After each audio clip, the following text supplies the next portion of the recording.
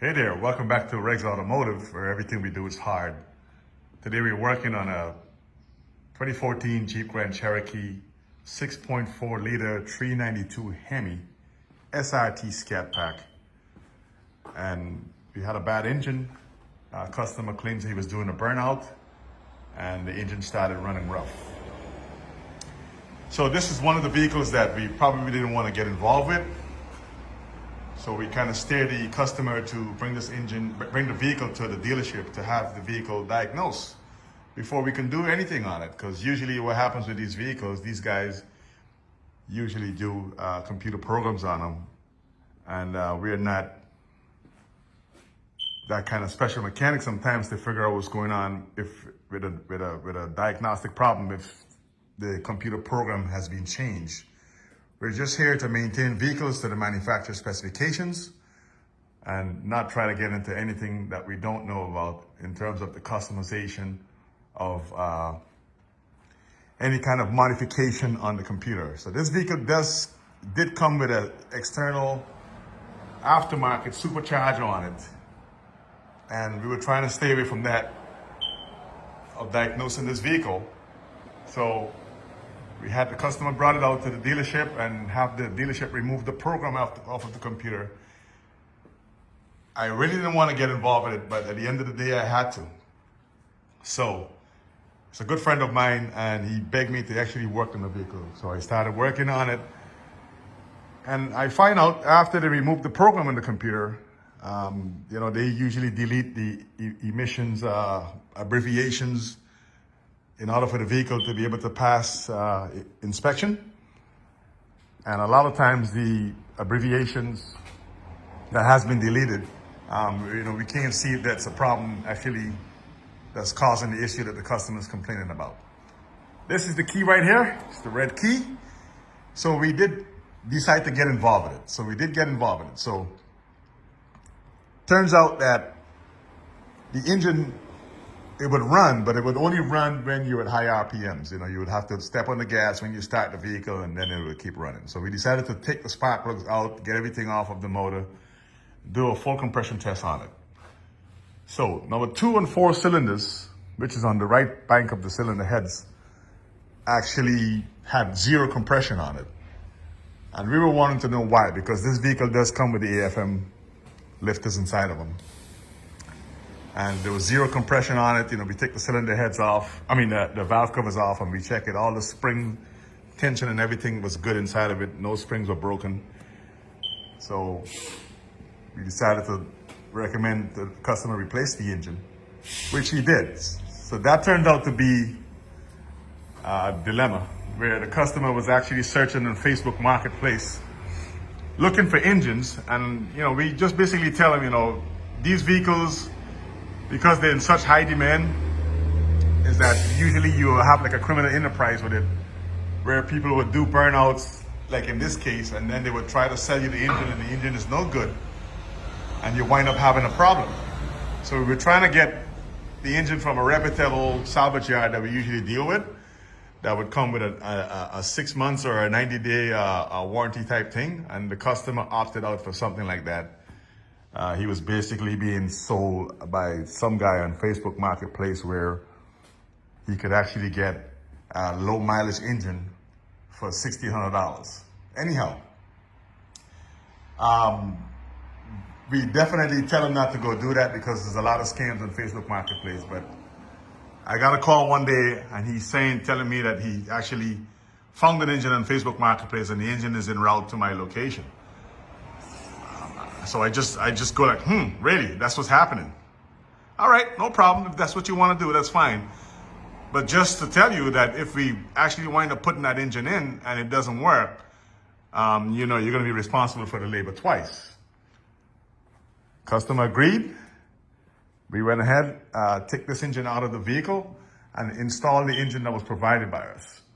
That engine that was provided by us came burnt up, basically on the top of the engine. All of the plastic and everything was burnt on it.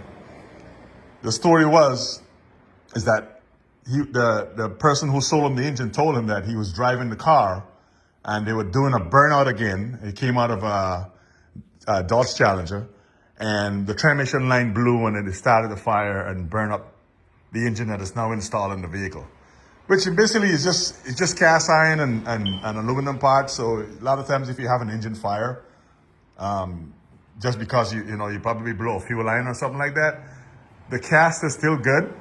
And I've done this in many cases where you can actually change out all the plastic, and as long as the internals are good, the engine will still run in perfect condition. So the engine that's installed in the Jeep right now does run, but there's a problem with it. And I'm gonna take you guys over there and show you what's going on with that. So this is the vehicle. It's a 2014 Jeep Grand Cherokee SRT with a 392 6.4 liter V8. 58,000 miles. Vehicle is in good condition. Have a lot of mods to it in terms of the exhaust system and computer tune, and it did have an external supercharger on it. Customer opted out of reinstalling the supercharger, which we had no problem with that. I guess he's trying to pass the inspection. So this vehicle right now does run, but it's kind of running with a weird noise in the bottom end of the engine. So I'm gonna just start it up really quick so you guys can hear it. All right, you hear it? It's running.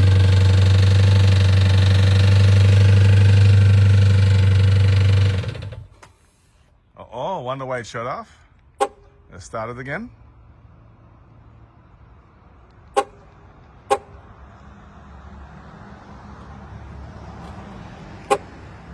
I guess that's not working. Don't know why it shut off, but I'm just gonna reach in here and start it up real quick. Let's see if it runs. It's been doing some funny things. All right. It does run. The check engine light is back on, and a little low on fuel, but it's got 50,000 miles on it. And it sounds immaculate. Oh, you gotta love that. You gotta love that.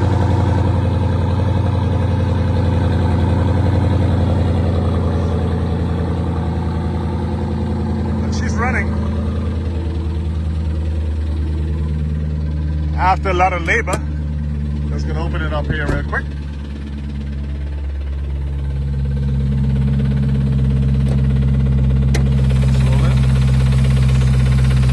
So this is the install right here. Sorry, the hood strut is actually bad on it. And the supercharger used to be in this area right there. We took it out because the customer wants to put the motor back to stop because the tune is out of the computer right now, so he just want to get his own tune done and and put the vehicle back to the stop. So it's running with the noise in the bottom end of it. And a lot of times I wouldn't recommend you getting a replacement part for your vehicle without proper warranty. In this case, there's no warranty because this motor came off of Facebook. Someone sold him the idea that the engine is actually good. So he's gonna wind up have to pay for the labor all over again, and also get a new engine. So that's the backstory on it. It does run, but usually when you try to crank it around by hand, you get a little resistance in trying to go 360. So it's only able to go 180 degrees in the circumference. And I told him that we have to open back up this engine and figure out what's actually going on with it. I think something is wrong with the crankshaft or connecting rod, but I hope that we could probably try to save it, but maybe we can't, and you have to get a new engine. A new engine is probably $6,500 with like 110,000 miles on it. So a lot of time, you try to go the cheap way and that can't work, but beautiful vehicle again, though. It's sad to see that it didn't work out in the customer's favor. I hope that the next time around that he wouldn't probably make that mistake. All right, Your boy Rex is out.